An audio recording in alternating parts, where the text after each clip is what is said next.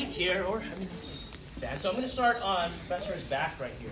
Okay. So when I started training, you guys are lucky because when I started training, this is what we would do. We would go double unders, and no one would ever choke anybody. And then after Marcelo Garcia, that progressed to like an over-under. Okay, but how I was taught was that you always have to fall onto the overside of the seat. And then if you fell to the other side, that would be incorrect. That would be wrong. You know, like everything, you know, techniques change and the game evolves. And now, I primarily want to fall on this side. Okay, I can't remember the last time I'm in a competition. Maybe it happens a little bit more no-gi, where I've just choked somebody, just with regular 2-on-2 hand fighting. Most people are so good at defending the back now, okay, that they'll just immediately hand fight.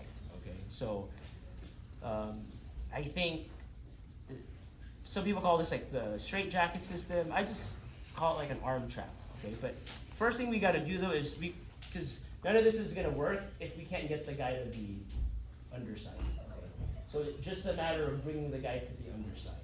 Now, I wish it was this easy to where I could just swing Professor to the other side like this. That's not gonna work, especially if he knows what I'm doing. He's gonna make himself heavy. So this is just we'll just start with the basic chair sit, okay? So I'm actually gonna remove my hook. Kind of counterintuitive, like you don't think you shouldn't do it, but what I want him to do is get off of this leg. So he's gonna put his back flat on the mat and he's gonna try to escape, perfect. Now once that happens, I come up to my elbow, I push, and I step. It looks like I'm going to mount. And now I'm using my chest to kind of roll him. Now I sit down and swing him back the other way. Now I have him where I want him. Okay. So that's called a chair sit. I'll either use that if he's actually escaping, or I'll use that if I want to get him to the other side. Okay. Now if you happen to fall to the underside already, perfect, you don't have to do anything. Okay. So going back into the chair sit. Let's kind of quickly go over some common mistakes people make. You get to this spot, let's say Professor is hand fighting, right? And then I remove this hook, he starts to escape, he puts his back to the mat, and we get here. I don't want to post on my head. I want to come up on my elbow, like this. And then now, super important, toes are way more important in Jiu-Jitsu than you would think.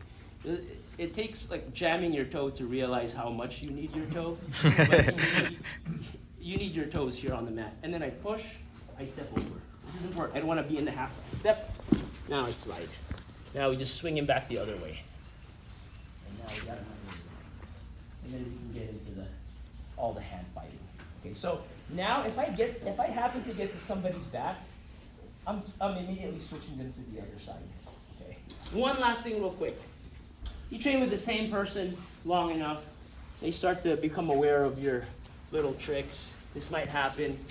I go here. I remove this hook. He said not this time.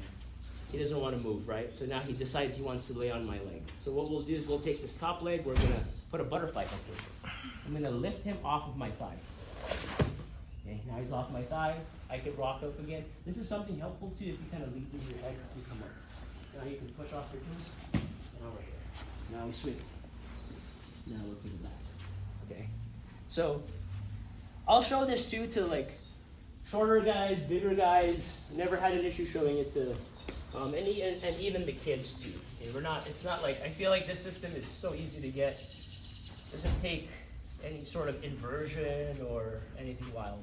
All right, and for some of you guys who also do no-gi, you could do it no-gi. Okay. Any questions with this chair sit?